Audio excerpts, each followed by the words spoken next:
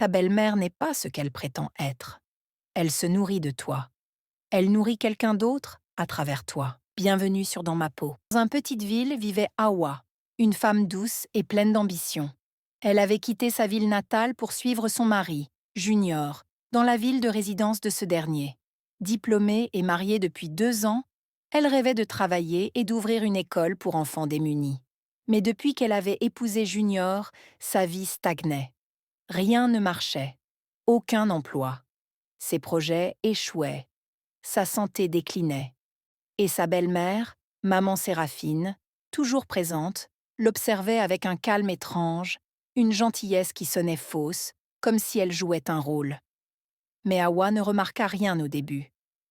Un soir, Hawa s'effondra sur le lit, les yeux vides.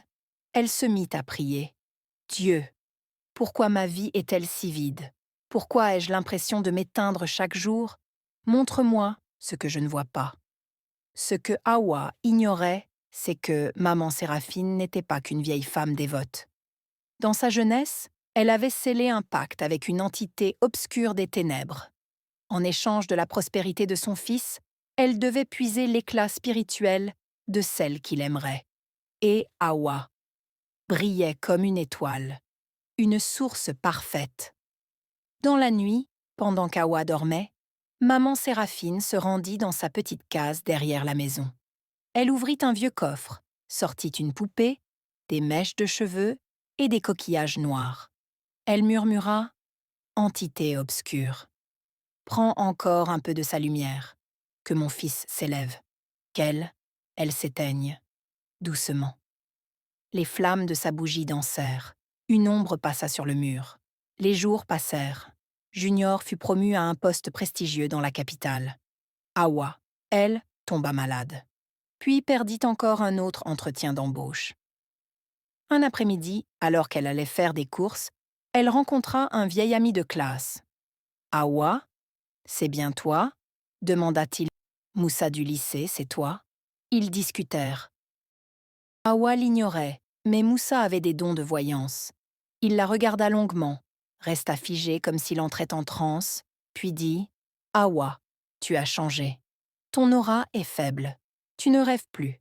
Tu vis sans feu. » « Qui t'a volé ton étoile ?» Hawa se figea. « Que veux-tu dire? Ta belle-mère n'est pas ce qu'elle prétend être. Elle se nourrit de toi. Elle nourrit quelqu'un d'autre à travers toi. » Hawa sentit le sol se dérober sous ses pieds. « Non, maman Séraphine, c'est elle qui prie à l'église tous les dimanches.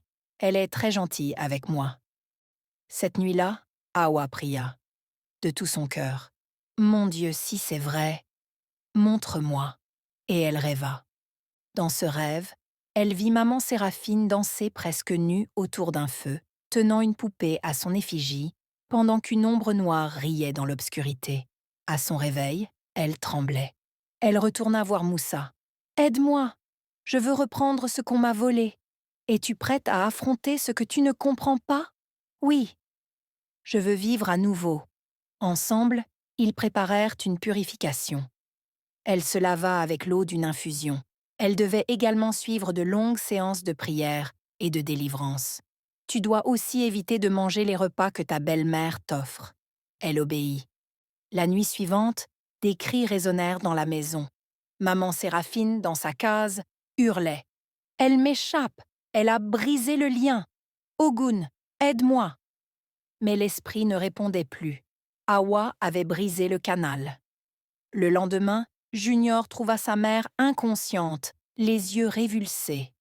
Les anciens du village furent appelés. Un d'eux, voyant les objets cachés dans la case de maman Séraphine, dit « Cette femme n'était pas seule. Elle appelait les ténèbres pour nourrir son fils du mal. » Junior, bouleversé, regarda Hawa, puis murmura « Tout ce que j'ai gagné était au prix de ta lumière. » Hawa détourna les yeux. « Tu ne savais pas. Mais ton silence m'a détruite. Tu ne voyais pas mon vide. » Maman Séraphine, en démence, fut envoyée dans un contre lointain de purification et de retraite. Junior, rongé par la honte, proposa à Hawa de repartir avec lui, loin de cette ville.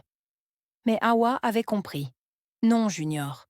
Je dois me reconstruire seule. Dieu m'a rendu la vue. Il est temps que je brille par moi-même.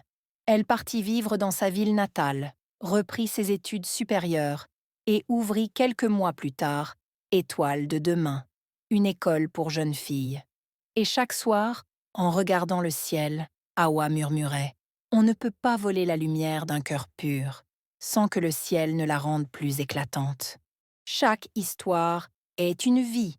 Merci d'avoir vécu celle-ci dans la peau des Hawa. Si vous avez aimé, likez, partagez et abonnez-vous pour ne rien manquer. À bientôt!